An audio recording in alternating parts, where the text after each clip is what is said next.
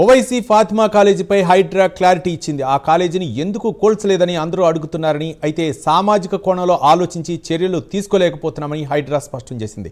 ఎఫ్టీఎల్లో college నిర్మించినందుకు గత సెప్టెంబర్లో తొలగించాలని భావించినట్లు హైడ్రా స్పష్టం చేసింది. అయితే ఫాతిమా కాలేజీ పేద ముస్లిం మహిళల కోసం కేజీ నుంచి పీజీ వరకు ఈ సంస్థ నడుస్తోందని అభిప్రాయపడింది. ఈ కాలేజీలో ఎలాంటి ఫీజులు వసూలు చేయరని వివరించింది. అందులో 10,000 మందికి పైగా విద్యను అభ్యసిస్తున్నట్లు తెలిపింది. అందుకే చర్యలకు వెనకాడుతున్నట్లు తెలిపింది. అయితే ఎంఐఎం నాయకుల ఆస్తుల వ్యవహారంలో కఠినంగానే వ్యవహరిస్తున్నామని హైడ్రా స్పష్టం చేసింది.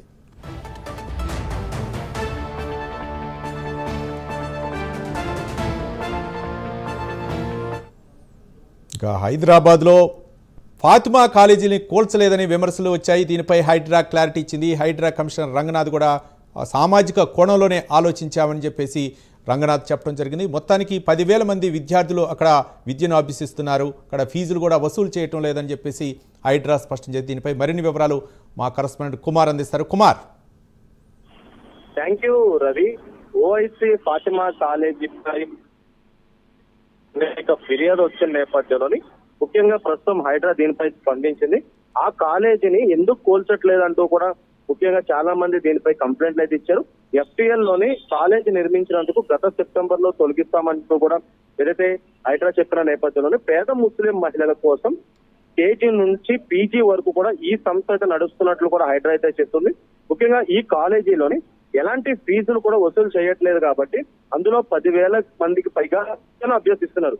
ముఖ్యంగా పేదల కోసం పనిచేస్తున్న కాలేజీ కాబట్టి సామాజిక కోణంలోని ఆలోచించి దీనిపై చర్యలు తీసుకోలేకపోతున్నామంటూ కూడా ఇప్పటికే హైడ్రా కమిషనర్ ఏది రంగనాథ్ కూడా స్పష్టం.